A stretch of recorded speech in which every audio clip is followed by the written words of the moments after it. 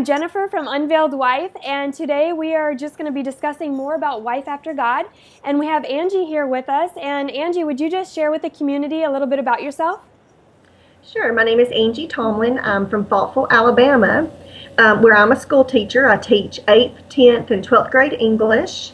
I've been married for 13 years. However, we dated for 10 before we married. So we were high school sweethearts and been together for 23 years. I have 2 children. My son is 10 and my daughter is 8. And they both are into sports, play at least 2 sports each. So they keep us really busy. And I'm an avid reader and like to go deer hunting and fishing with my husband. So very, very outdoorsy. That is all so exciting. And yeah, you sound so busy. Well, I just wanted to thank you for being here with us today. And could you just share a little bit about how you stumbled across Unveiled Wife and the book Wife After God?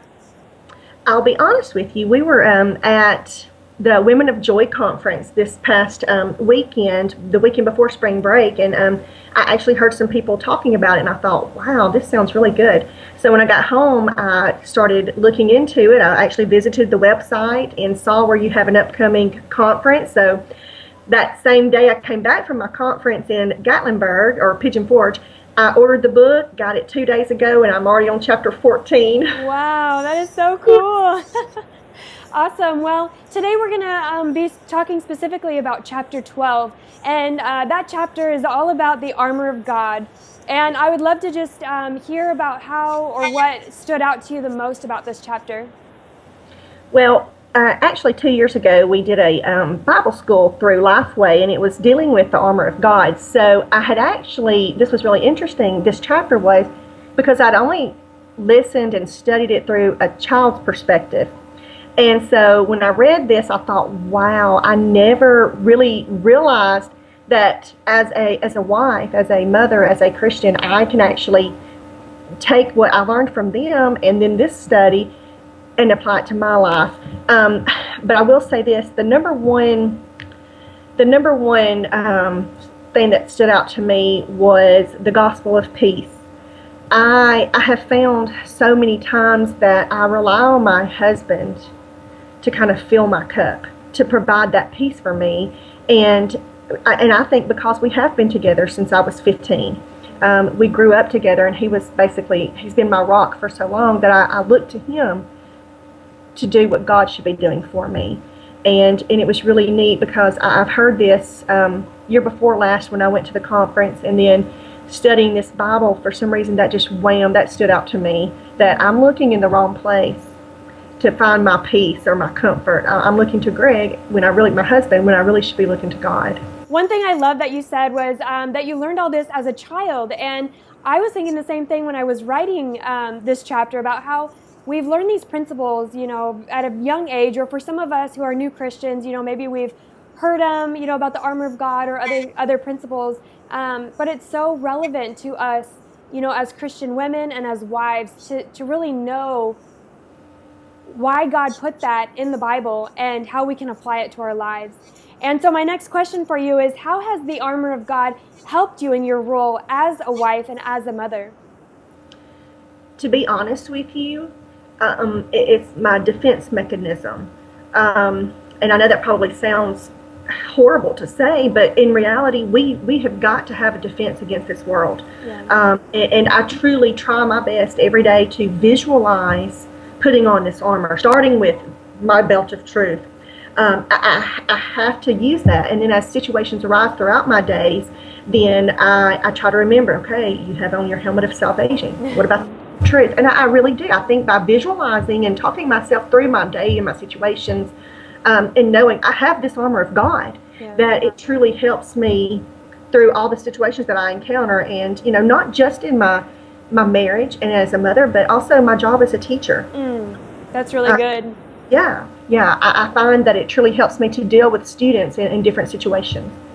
So, Angie, what are some flaming arrows that maybe have come towards your marriage that you could talk about? Honestly, the biggest is myself.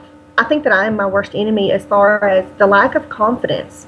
not only as a wife, but also as a mother, and that reassurance that I need. And many of us, we do struggle from things that have happened in our past, and so we need that extra assurance.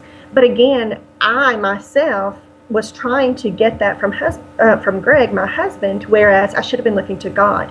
And another big one for me is just time. Time to sit down with my family, time to pray as a family, eat supper as a family, because we are so busy. My husband coaches two high school baseball. He coaches community league baseball. My daughter plays softball. So we're constantly eating on the go. We don't have a lot of the quality family time that we need. So just two right there are some big arrows that I would say affect us. And you have to be really intentional about building those times or making those opportunities available. Right. Yeah. So how would you say that wearing the armor of God and being conscious of it, how has that impacted your marriage?